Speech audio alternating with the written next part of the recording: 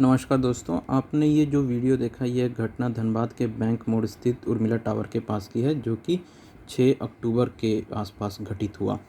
यहाँ पे 4 लोग गोलगप्पे खा रहे थे। अचानक से ऊपर जो 11,000 वोल्ट का एक हाई टेंशन वायर जा रहा था वो टूट के गिर गया। अब जानते हैं एक्चुअल में हुआ क्या, ये शॉक लगता क्यों है। जो अगर देखा जाए ये शॉक लगता है क्योंकि हमारी बॉडी से करंट फ्लो करता है।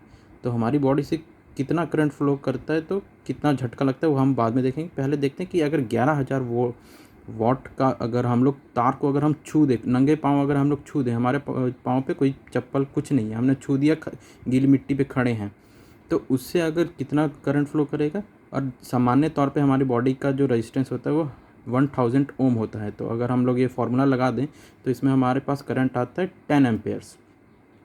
आपने जनरली देखा होगा कुछ जैसे ये चिड़ियाँ बैठी रहती हैं हाई टेंशन केबल पे भी, वायरों पे बैठी रहती हैं, जो कि 11,000 किलो वोल्ट का रहता है, कभी कभी 33 किलो वोल्ट का भी रहता है, पर इनको कभी कुछ नहीं होता है।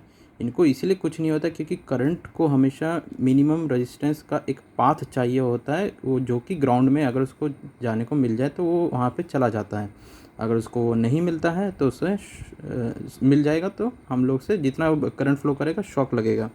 क्योंकि चिड़ियाओं को इसलिए नहीं लग रहा है क्योंकि वो इक्वी पोटेंशियल डिफरेंस पे है, मतलब कोई डिफरेंस नहीं है। फर्स्ट पाँव जहाँ पे है और सेकंड पाँव वहीं पे भी है, मतलब करंट के लिए सेम रेजिस्टेंस लेवल पे है, कोई डिफरेंस नहीं है, वोल्टेज डिफरेंस नहीं है।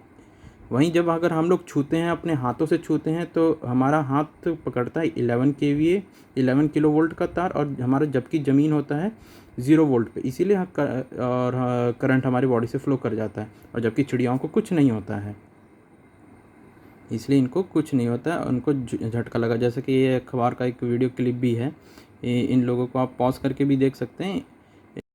ये एक टेबल है जिसमें दिखा रखा है कि हमारा बॉडी किस तरीके से रिएक्ट करता है अगर हमारी बॉडी से कितना एम्पेयर करंट फ्लो करता है। तो 1000 मिली एम्पेयर 1 एम्पेयर होता है। अगर 1 मिली एम्पेयर से नीचे करंट हमारी बॉडी से फ्लो करता है तो हमें महसूस भी नहीं होता है, नॉट परसेप्टिबल। अगर 1 मिली एम्पेयर करंट फ्लो करता है तो फेंट सेंसेशंस होगा, लगेगा हाँ कुछ हुआ है। अगर 5 मिली एम्पेयर तक करंट फ्लो करता है तो स्लाइड झटका सा लगेगा, पेनफुल नहीं होगा, डिस्टर्बिंग होगा। और वहीं 9 से 30 मिली एम्पेयर से करंट फ्लो करता है तो हम फ्रीज़, मतलब झटका लगेगा अच्छा खासा वाला, और फ्रीज़ हो जाएंगे। और आपने देखा होगा जनरली आपको कभी करंट भी महसूस लगा होगा तो आप हाथ पीछे खींच लेते हैं, कुछ खींच लेते हैं, तो ये पीछे फेंकता है हम लोग को।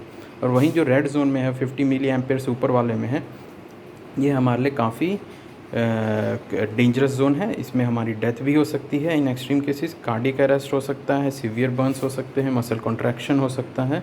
तो जो धनबाद वाला केस था उसमें मैक्सिमम करंट हुआ है वो 10 एम्पेयर तक फ्लो करेगा, जबकि वहाँ पे लोगों ने चप्पल पहन रखा था तो उतना करंट फ्लो नहीं किया होगा, क्योंकि और वो लोगों ने डायरेक्ट टच भी नहीं किया था, जस्ट वो टच करके वायर निकला था।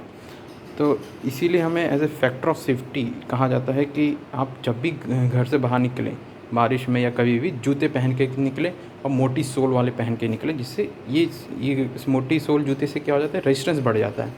और गीली जगह पे खड़े ना हों, जहाँ पे पानी है वहाँ पे मत खड़े हों, जहाँ मिट्टी है वहाँ मत खड़े हों, सूखी जगह पे खड़े हों, और कभी हाई टेंशन केबल के नीचे मत खड़े हों, जिससे कि करंट कम से कम बॉडी में फ्लो करे, अगर अनफॉर्चुनेटली अगर ऐसा इंसिडेंट होता है तो ये आपने देखा था उन लोगों को ज़्यादा से ज़्यादा बेहोश हुए थे। एक न्यूज़ आर्टिकल भी दिखाया था मैंने, वो आपको फिर से शेयर कर दूँगा, वो आप देख लीजिएगा।